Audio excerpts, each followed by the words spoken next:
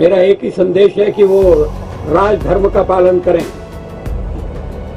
राजधर्म।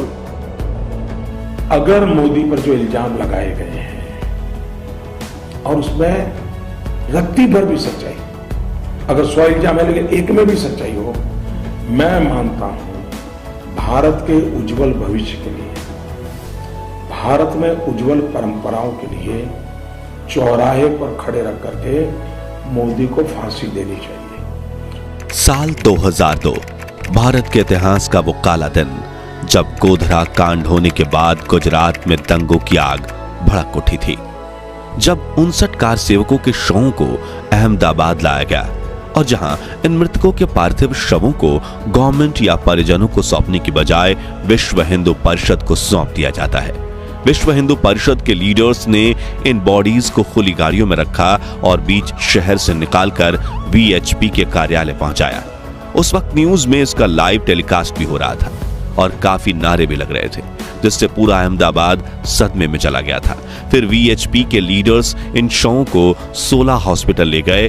बाकी हिंदू संगठन जैसे आरएसएस और बजरंग दल के लीडर्स भी अपने कार्यकर्ताओं के साथ काफी गुस्से में वहां पहुंचे थे। देखते ही देखते इतनी ज्यादा भीड़ जमा हो गई कि अहमदाबाद पुलिस के कंट्रोल से बात बाहर निकल गई। लोग सड़कों पर उतर आए थे, मारकाट शुरू हो गई थी और साथियों, आप जितना बुरा सोच सकते हो उससे भी 1000 गुना ज्यादा बुरी स्थिति हो गई थी। शहर के सभी मुस्लिम इलाके हाई अलर्ट पर चले जाते हैं क्योंकि हिंदुओं की भीड़ आउट ऑफ कंट्रोल हो चुकी थी। आक्रोश में लोग हिंसा पर उतर आए थे। इस तरफ नरसंहार हो रहा था और उस वक्त गुजरात के मुख्यमंत्री थे आज के पीएम नरेंद्र मोदी, जिन पर कई लांछने लगे कि उनकी राज्य सरकार ने दंगों को रोकने की कोशिश तक नहीं की। और तत्कालीन प्रधानमंत्री अटल बिहारी वाजपेयी भी गुजरात दौरे पर आए और प्रजा प्रजा में भेद नहीं करने का पाठ पढ़ाया। राजा के लिए, शासक के लिए प्रजा प्रजा में भेद नहीं हो सकता, न जन्म के आधार पर, न जाति के आधार पर, न संप्रदाय के आधार पर। तो क्या वाकई में गुजरात सरकार ने राजधर्म का पालन नहीं किया था? और क्यों नरेंद्र मोदी ने आरोप लगाने वालों को चुनौती देते हुए कहा था कि अगर आप मुझ पर लगे इल्जाम सच साबित करते हैं तो मुझे चौराहे पर फांसी दे देना? आज सिलसिलेवार तरीके से बात करेंगे 2002 गुजरात दंगों से जुड़े इस नाजुक मामले पर, लेकिन उसके लिए पहले नए दर्शक जल्दी से चैनल को सब्सक्राइब कर दीजिए। सबसे पहले बात करते हैं उस मुख्य वजह यानी गोधरा कांड की जिसने गुजरात दंगों की शुरुआत की थी। तो 1992 में जिस विवाद ने पूरे देश को हिलाकर रख दिया था, उस बाबरी मस्जिद और राम जन्मभूमि को साल 2002 में 10 साल पूरे हो चुके थे। इस विवाद में पूरे देश के हिंदू मुस्लिम ऑर्गेनाइजेशन किसी न किसी तरह जुड़े हुए थे। ऐसा ही एक हिंदू संगठन है विश्व हिंदू परिषद, जिन्होंने फरवरी 2002 में अयोध्या में 100 दिनों का पूर्णावती महायज्ञ आयोजित किया था। इस यज्ञ में देश भर से लाखों कार सेवक जा रहे थे। कार सेवक शब्द का अर्थ है जो अपनी इच्छा से सेवा करना चाहता हो, और कुछ लोग इनको राम भक्त भी बोलते हैं। खैर, 22 फरवरी को अहमदाबाद से साबरमती एक्सप्रेस में सवार होकर कई कार सेवक अयोध्या पहुंचते हैं। फिर यज्ञ पूरा होते ही 26 फरवरी को सभी कार सेवक साबरमती एक्सप्रेस में बैठकर अहमदाबाद के लिए रवाना होते हैं। इस ट्रेन की कैपेसिटी 1100 की थी, लेकिन ट्रेन में 2000 लोग सवार थे, जिनमें से 1700 कार सेवक थे। जांच रिपोर्ट्स बताती हैं कि इस ट्रेन में जो S5 और S6 कोच थे, उनमें सबसे ज्यादा कार सेवक थे। और अगले दिन इन डब्बों में जो होने वाला था वही आगे चलकर गुजरात दंगों का मुख्य कारण बना। आगे बढ़ने से पहले आपको एक बात और बता दें कि इस पूरे वीडियो में हम सिर्फ वही बोलेंगे जो इन्वेस्टिगेशन रिपोर्ट्स में बताया गया है या फिर उच्च स्तरीय न्यूज एजेंसीज द्वारा पब्लिक प्लेटफॉर्म पर पब्लिश किया गया है, और हम पूरी तरह से निष्पक्ष रहेंगे। खैर, 27 फरवरी के दिन सुबह 7:30 बजे साबरमती एक्सप्रेस गुजरात के गोधरा जंक्शन पर पहुंचती है, जहां से अहमदाबाद 2 से 2.5 घंटों की दूरी पर ही था। और ट्रेन पहले से ही काफी लेट थी, तो वो जल्दी से अहमदाबाद की तरफ चल देती है। लेकिन अचानक से ही किसी ने ट्रेन की चेन खींच दी, क्योंकि पीछे कुछ कार सेवक छूट गए थे। इसके बाद ट्रेन चल देती है, मगर सिर्फ 1 किलोमीटर बाद दोबारा से एक बार नहीं बल्कि कई बार चेन खींची जाती है, मगर इस बार किसी के छूटने की वजह से नहीं, बल्कि एक अग्निकांड की वजह से, जिसने अगले 3 दिन तक गुजरात को जलाया था। अब चैन खींची गई तो यह कंफर्म है, जिसकी पुष्टि ट्रेन चला रहे ड्राइवर ने भी दी थी। और इन्वेस्टिगेशन के दौरान जितने भी मैकेनिकल डिवाइसेस थे उसमें भी यह कंफर्म हुआ था। तभी ड्राइवर और अन्य यात्रियों ने देखा कि बोगी नंबर S6 में आग लग चुकी है, जिससे उसमें मौजूद 22 पुरुष और 27 महिलाएं और 10 बच्चे समेत कुल 59 लोग जलकर राख हो गए हैं। लेकिन यहां सवाल उठता है कि आग लगी या लगाई गई, और आग लगाई गई तो किसने लगाई।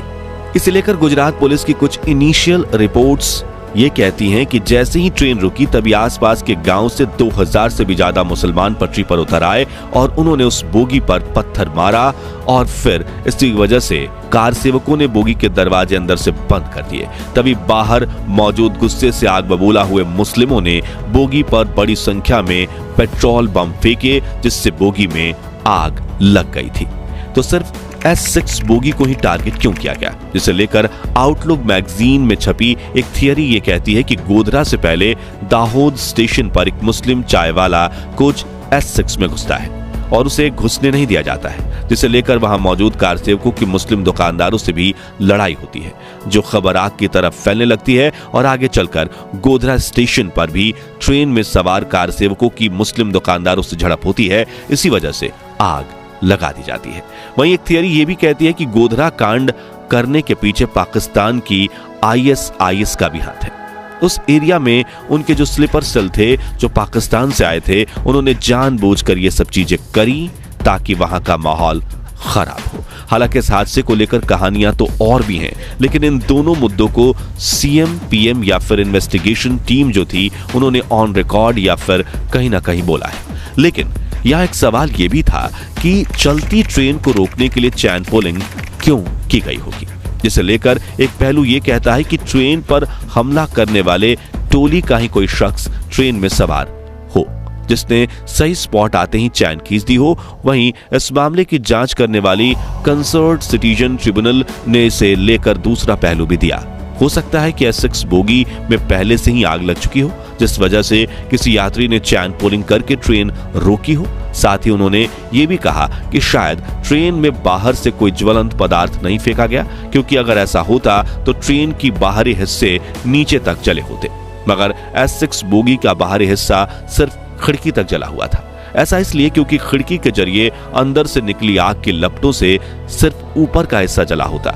लेकिन यह आग क्यों और कैसे लगी, उसका सटीक कारण आज भी एक रहस्य ही बना हुआ है। उस वक्त गुजरात के तत्कालीन मुख्यमंत्री नरेंद्र मोदी थे और उसी दिन शाम को मुख्यमंत्री की एक बैठक हुई, जिसमें जांच से जुड़े निर्णय के साथ यह भी तय किया गया कि इन शवों को अहमदाबाद लाया जाएगा, चाहे मृतकों के पार्थिव शवों को गवर्नमेंट या परिजनों को सौंपने के बजाय विश्व हिंदू परिषद को सौंप दिया जाता है, क्योंकि उन्होंने कहा कि ये कार सेवक हमारे हैं। अब शुरुआत में तो जनता को समझ में ही नहीं आ रहा था कि क्या हो रहा है, मगर फिर VHP के लीडर्स ने इन बॉडीज को खुली गाड़ियों में रखा और बीच शहर से निकलकर VHP के कार्यालय में पहुंचाया। उस वक्त न्यूज में इसका लाइव टेलीकास्ट भी हो रहा था और काफी नारे भी लग रहे थे, जिससे पूरे अहमदाबाद में सदमा हो गया था। फिर VHP के लीडर्स इन्हें 16 हॉस्पिटल ले गए, जहां बाकी हिंदू संगठन जैसे RSS और बजरंग दल के लीडर्स भी अपने कार्यकर्ताओं के साथ काफी गुस्से में पहुंचे थे। देखते ही देखते इतनी ज्यादा भीड़ जमा हो गई कि अहमदाबाद पुलिस के कंट्रोल से बाहर निकल गई। लोग सड़कों पर उतर आए थे, मार काट शुरू हो गई थी और साथियों आप जितना बुरा सोच सकते हो उससे भी ज्यादा बुरी स्थिति हो गई। शहर के सभी मुस्लिम इलाके हाई अलर्ट पर चले जाते हैं, क्योंकि हिंदुओं की भीड़ आउट ऑफ कंट्रोल हो गई थी। 28 फरवरी 2002 की सुबह पूरे अहमदाबाद में दंगे शुरू हो गए। नोएडा, बापूनगर, पालड़ी, बेलसपुर, रानीप जैसे इलाकों में दंगे शुरू हो गए। नरोडा में तो 5000 लोगों ने मिलकर 97 लोगों का नरसंहार कर दिया। पुलिस के कंट्रोल रूम हर तरफ से फोन की घंटियों से बज रहे थे, लेकिन इतनी भीड़ के सामने गुजरात पुलिस कमजोर पड़ रही थी। उस वक्त मुख्यमंत्री नरेंद्र मोदी इतने घबरा गए थे कि उन्होंने दूसरे राज्यों की से भी मदद मांगी। गुजरात सरकार ने मध्य प्रदेश की सरकार को, महाराष्ट्र की सरकार को, राजस्थान की सरकार को तुरंत फैक्स चिट्ठी भेजी कि मुझे तत्काल पुलिस की मदद चाहिए, आपका पुलिस फोर्स मेरे यहां भेजिए। तीनों Congress rule state, I am talking about 2002 Farooq साहब, अरे मैं और सारी पुलिस इन्होंने मना कर दिया मदद के लिए पुलिस को कॉल करने वालों में से एक कॉल गुलबर्ग सोसाइटी में रहने वाले एहसान जाफरी का भी था, जो कि कांग्रेस के सांसद थे। सोसाइटी के आसपास भीड़ इकट्ठा हो रही थी। सोसाइटी में अधिकतर मुस्लिम रहते थे। हालांकि सोसाइटी के बाहर 2 पुलिस वाले भी खड़े थे, लेकिन हथियार के नाम पर उनके पास सिर्फ लाठी थी। दोपहर होते होते दंगाई भीड़ ने सोसाइटी पर हमला कर दिया। अंधाधुंध पत्थर और पेट्रोल बम फेंककर इन बेकसूर लोगों के घरों में आग लगाना शुरू किया गया। इन्होंने सबसे पहले एहसान जाफरी को मौत के घाट उतारा, फिर 33 लोगों को जिंदा जला दिया गया और कईयों को सांसद एहसान जाफरी के घर बंदी बनाकर उनसे बदसलूकी की गई। करीब 6 घंटे तक इन बेकसूर लोगों को तड़पाया गया और इस नरसंहार में सोसाइटी के कुल 69 लोगों की जान गई। दोपहर के 4 बजे कुछ पुलिस अधिकारी स्टेट रिजर्व फोर्स यानी SRP की एक टुकड़ी को लेकर सोसाइटी में पहुंचे, लेकिन तब तक पूरी सोसाइटी जलकर राख हो चुकी थी। कुछ लोग डर के मारे छत पर छिपे बैठे थे, जिनमें एहसान जाफरी की बीबी जाकिया जाफरी भी थी। 3 मार्च तक गुजरात दंगों की आग में झुलसता रहा। अहमदाबाद, गांधीनगर, मोडासा, हिम्मतनगर, महसाना, गोधरा, वडोदरा, राजकोट और सूरत समेत कई शहरों में मुख्य रूप से दंगे हुए और हजारों लोग मारे गए और घायल हुए। ऑफिशियल आंकड़े तो कहते हैं कि इन दंगों में 790 मुस्लिम और 254 हिंदू मारे गए, लेकिन अनऑफिशियल रिपोर्ट्स के मुताबिक ये आंकड़े 2000 के भी पार थे, जबकि लाखों लोग विस्थापित और बेघर हो गए। इस घटना के बाद मोदी सरकार ने तुरंत उच्च न्यायालय के न्यायाधीश जी शाह के नेतृत्व में एक जांच आयोग बनाया, लेकिन विवाद हुआ कि शाह मोदी सरकार के करीबी आदमी हैं और वो जांच को प्रभावित कर सकते हैं। इसलिए सुप्रीम कोर्ट के जज GT नारावती को भी इस आयोग में शामिल किया गया, जिसे शाह नानावती कमीशन के नाम से जाना जाता है। कुछ दिनों बाद देश के प्रधानमंत्री अटल बिहारी वाजपेयी गोधरा पहुंचकर घटनास्थल का जायजा लेते हैं और शाम की प्रेस कॉन्फ्रेंस में साथ बैठे नरेंद्र मोदी को राजधर्म का पालन करने की सलाह दी। फिर अटल जी के सिखाए राजधर्म पर चलकर मोदी सरकार ने गुजरात में हालातों को संभाला और 2003 में हुए गुजरात विधानसभा चुनाव में वो बहुमत से जीतकर फिर मुख्यमंत्री की कुर्सी पर बैठ गए। दूसरी तरफ नानावती कमीशन ने 45,000 शपथ पत्र और 1000 गवाहों के स्टेटमेंट्स के साथ 1500 पन्नों की अपनी फाइल रिपोर्ट कोर्ट में सबमिट की, जिसमें नरेंद्र मोदी और गुजरात गवर्नमेंट को क्लीन चिट दे दी गई। साथ ही उन्होंने देश और दुनिया में फैलाए गए हर तरह के प्रोपेगेंडा को खारिज कर दिया। वहीं राज्य सरकार ने दंगों की जांच के लिए SIT गठन की और SIT कोर्ट ने 1 मार्च 2011 को गोधरा ट्रेन अग्निकांड मामले में 30 लोगों को दोषी पाया था, जिनमें से 11 को फांसी की सजा और 20 को उम्र कैद की सजा सुनाई गई। और SIT कोर्ट ने यह भी साफ साफ शब्दों में कहे कि गुजरात दंगों में मुख्यमंत्री नरेंद्र मोदी का कोई हाथ नहीं था। 2019 में नानावती कमीशन ने भी 2500 पेज की अपनी फाइल रिपोर्ट पेश की, जिसमें उन्होंने नरेंद्र मोदी को क्लीन चिट दे दी। वहीं दूसरी तरफ एहसान जाफरी की बीबी जाकिया जाफरी ने SIT रिपोर्ट के खिलाफ सुप्रीम कोर्ट में याचिका दाखिल की, लेकिन सुप्रीम कोर्ट ने कहा कि वो रिपोर्ट बिल्कुल निष्पक्ष है और जाकिया जाफरी की याचिका खारिज कर दी गई और सुप्रीम कोर्ट से भी उन्हें क्लीन चिट मिल गई। मगर फिर भी 27 फरवरी 2002 का वो दिन नरेंद्र मोदी के राजनीतिक करियर का सबसे काला दिन था और कुछ समुदाय आज भी PM मोदी के प्रति नेगेटिव दृष्टिकोण रखते हैं।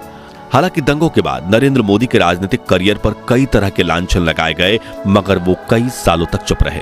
फिर 2014 में उन्होंने चुप्पी तोड़ते हुए ये कहा, एक छोटी टोली है, इनको लगता है कि हमने इतनी मेहनत की, मोदी पर इतना हमने तूफान चलाया, ये हारता क्यों नहीं है, ये मरता क्यों नहीं है, ये खत्म क्यों होता नहीं है, ये उनकी जिद है।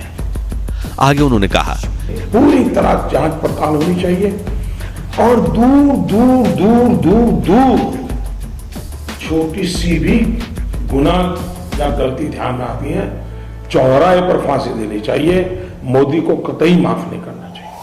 यानी दंगों की आड़ में न जाने कितनी बार उनके पैर खींचने, नीचे गिराने की कोशिश की गई, मगर फिर भी नरेंद्र मोदी की सच्चाई ने उनके पैर डगमगाने नहीं दिए और आज देश के हिंदू से लेकर मुस्लिम तक सभी धर्मों के करोड़ों लोग उनका सम्मान करते हैं। वहीं हाल ही में वाइब्रेंट गुजरात 2023 के दौरान भी उन्होंने इस नाजुक मुद्दे पर बात की थी।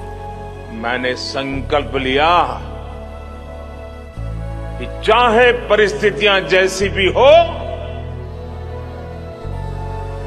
गुजरात को इससे बाहर निकाल के ही रहूंगा। खैर साथियों, हमने गुजरात दंगों पर निष्पक्ष वीडियो बनाने की कोशिश की है। लेकिन फिर भी आपके मन में कोई सवाल हो तो कमेंट्स में जरूर बताइएगा, और अगर अच्छा लगा हो तो इसे लाइक और शेयर जरूर कीजिए। और भारत के इतिहास से जुड़े ऐसे ही सच्चे वीडियोस देखते रहने के लिए हमारे चैनल को सब्सक्राइब करके पास वाली घंटी जरूर बजा दीजिए। धन्यवाद।